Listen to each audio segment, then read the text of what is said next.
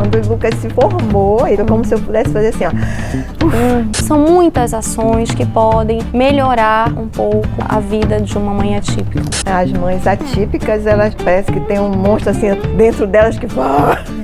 Oi pessoal, eu sou Eliane Quaresma, mais conhecida como a mãe do Lucas. Nesse vídeo, a gente traz no Sem Censura Pará com o tema do Dia da Mãe Atípica. Nesse Sem Censura, você vai acompanhar duas mães atípicas, eu e a Nayara Barbalho, falando das nossas experiências e expectativas de como esperamos que esse dia não seja romantizado e ele se converta em representatividade e reconhecimento da maternidade atípica e de suas lutas. Nossos filhos e filhas atípicos demandam mudanças reais e inclusivas na sociedade e elas só virão com conscientização, enfrentamento das barreiras e perseverança. Como o programa é longo, resolvemos mostrar tudo, mas em 3 partes. Fica com a gente e eu já aproveito para agradecer muitíssimo a nossa querida Vanessa e a toda a equipe do Sem Censura Pará. Beijos! Gente, segundo assunto do dia, seja na lida em casa, no trabalho ou na luta por direitos, as mulheres que são mães de crianças com deficiência, transtornos ou condições de saúde específicas precisam muito de apoio para vencer seus desafios diários e garantir qualidade de vida para seus filhos.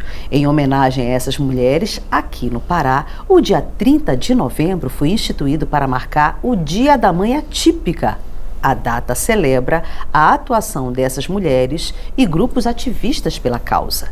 Hoje vamos conversar com duas grandes mães atípicas, a advogada e vereadora recém-eleita em Belém, Nayara Barbalho, e a arquiteta Eliane Quaresma. Eu disse, ó, identificaram ela logo no início como aposentada. Eu digo, mana, tão jovem, não pode ser aposentada, está em plena atividade. A nossa querida mãe Eliane Quaresma. Queridas, sejam bem-vindas ao programa. Obrigada, mãe. Muito obrigada que a gente está envolvida a tantos sorrisos. Mas dentro do enquadramento de uma atipicidade, o que configura uma mãe atípica? Nayara, com você primeiro. Bem, em primeiro lugar, boa tarde a todos que estão nos assistindo. Vanessa, Eliana, é um prazer compartilhar esse momento com você e com todos que estão nos assistindo. Ser mãe atípica é você ter um filho com deficiência e, segundo essa legislação que o governador sancionou, também um filho neurodivergente. Sim. Né? E você lidar com a batalha de criar um filho com deficiência, um filho com muitas dificuldades e também tentar inserir a todo custo esse filho nesse mundo tão cheio de preconceitos. Sim. Então, eu comemoro essa lei no Estado, comemoro como uma mãe atípica que se sente enxergada. Com certeza. Pelo Estado, né? Como as mães devem se sentir enxergadas pelo Estado. Mas, da minha perspectiva, essa lei, ela também deve vir em forma de políticas públicas e de olhar para as necessidades dessa mãe atípica. Eliane, qual é a relevância desse 30 de novembro? Olha, eu vou ser bem sincera, eu nunca imaginei receber uma lei que busca proteger as mães que realmente têm diariamente desafios Sim. difíceis, né? Eu até me emociono porque meu filho está com 31 anos, eu acredito que conheçam o Lucas, e ele é o motivo de eu estar aqui, porque realmente é por isso que alguém me telefonou e disse, venha cá falar um pouquinho com a gente.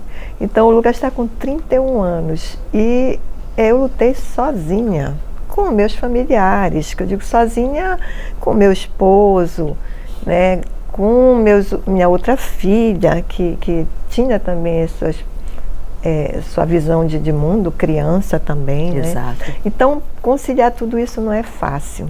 Conciliar uma filha que não é atípica, com um filho atípico, também é bem complexo. Qual é a diferença de idade entre eles? 1 ano e meio. Quem é mais velho? É o Lucas? É ela. Olha. O que me ajudou muito, porque como ela, sendo mais velha, teve um desenvolvimento natural, nele o desenvolvimento foi totalmente diferente. Então dava para saber que o Lucas era autista com meses. E eu buscando entender a situação do Lucas, mas os pediatras na época não tinham assim um conhecimento nessa área, né? Então era aquela coisa de cada um tem seu tempo, a cada criança vai desenvolver como for o tempo dela, quando for o tempo dela. E isso atrapalhou bastante na época, né? Sim. E aí vem se lutando no dia a dia, né, para justamente, como disse a doutora Nayara aqui, que a inserção das pessoas atípicas na sociedade não é fácil. A sociedade não foi feita para a pessoa que está numa cadeira de rodas, para a pessoa que não está enxergando, entendeu? Assim, a sociedade precisa evoluir muito para que isso seja prioridade e que todas as pessoas possam atingir seu potencial, né? Sem dúvida. Eu até peço desculpa que eu não cumprimentei vocês, a Nayara e você e a nossa querida aqui amiga. A Rebeca. Muito obrigada, Rebeca, muito obrigada pelo convite, né? E agradeço demais, assim, por ter essa oportunidade de estar aqui. A Aline já se apresentou e já apresentou o filho dela também. Não adianta a gente falar de mãe sem falar nos filhos. Em que momento você se tornou uma mãe atípica? Como foi esse momento da tua descoberta, Nayara? Bem, eu fui mãe aos 16 anos. Eu tenho um filho de 27 anos e tenho um filho de 25 anos. E vem o Pedro com 10 anos de idade, já uma maternidade mais madura, e numa consulta de rotina com uma pediatra do SUS, tá? Isso é importante destacar, gosto muito de destacar isso. Ela teve aquele olhar muito apurado, porque ele só tinha 1 ano e meio para dizer, ou seja, a minha experiência ela é completamente diferente da experiência da Eliane. Interessante tu dizer E isso. a experiência da Eliane, ela é a regra. Exato. A minha experiência é a exceção, porque a pediatra identificou precocemente que o Pedro tinha atraso de desenvolvimento. Então, ali naquele momento, eu me senti como se eu tivesse, a minha alma tivesse tirado assim do meu corpo quando ela falou a primeira vez a palavra autismo. Porque mesmo eu, uma advogada, meu marido advogado, nós nunca tínhamos ouvido falar. Sim. E quando a gente vai para a internet, a gente tem coisas terríveis, né? Como se fosse uma sentença mesmo. Eu também me emociono. E só que o que foi muito importante, que eu acho que é muito importante a gente trazer isso aqui para essa fala, Vanessa, é que assim, eu sou uma pessoa privilegiada e a Eliane também. Porque eu conheço a família da Eliane, nós temos uma rede de apoio. Sim. Nós temos uma família que dá suporte. Os pais do Pedro e do Lucas ficaram. Com certeza. Entretanto, a grande maioria, a realidade, e é por isso que é o Dia da Mãe atípica, né, não é essa. Exato. Elas estão sozinhas, elas estão adoecidas, elas estão desesperadas. Sem dúvida. Então, a gente precisa trazer isso para que elas que estão nos assistindo saibam que elas estão sendo enxergadas. A gente entende que a nossa dor, ela é grande, não existe uma dor maior que a outra dor, não é essa a competição. Certeza.